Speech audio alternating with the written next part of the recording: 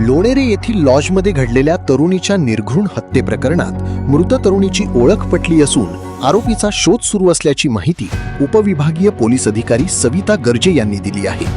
लोणेरे येथील ओंकार लॉजमध्ये झालेल्या या धक्कादायक हत्येप्रकरणी पोलिसांनी तपासाची गती वाढवली आहे। घटनास्थळी पाहणी करून विविध अंगांनी तपास सुरू करण्यात आला आहे।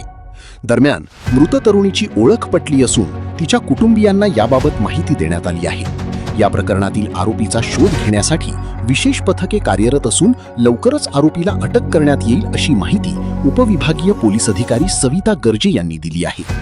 आज दुपार रोजी आपल्याला ओंकार लॉज येथून कॉल आला, तेव्हा आपले ही घटना उघडकीस आली की लॉजमध्ये एका महिलेची बॉडी मिळालेली आहे।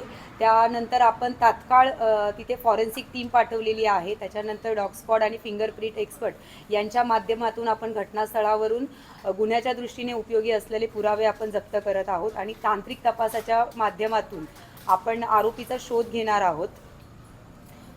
सध्या स्थितीला आपण प्राथमिक स्वरूपात गुन्हा दाखल करून घेतलेला आहे आणि आपण पुढील तपास करत आहोत। मॅडम, हे प्रकरण कुठेतरी लव जिहादशी संबंधित आहे असं वाटतंय का तुम्हाला?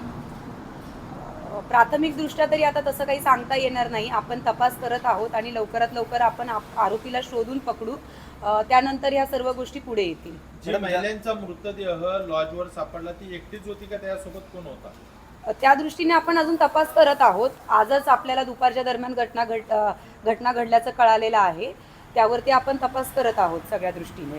मॅडम, अमरावतीमधल्या अयान अहमद प्रकरणानंतर आता रायगडमध्ये देखील अशाच पद्धतीचा हा प्रकार समोर आला आहे। याच्यामध्ये मुस्लिम तरुण असल्याची माहिती मिळते, तर हे कुठेतरी पुन्हा एकदा म्हणजे जाती धर्मामध्ये तेढ निर्माण करणारा असा प्रकार असावा? नाही, मी जसं सांगितलं की आपण आता सगळ्या दृष्टीने तपास करत आहोत। आपल्याला प्राथमिक माहिती अजून कसल्या स्वरूपात मिळालेली नाहीये, तरी आपण सगळ्या बाजूने तपास करणार आहोत या घटनेचा आणि तपासाअंती जे निष्पन्न होईल ते तसं आपण पुढे प्रोसीड करूया।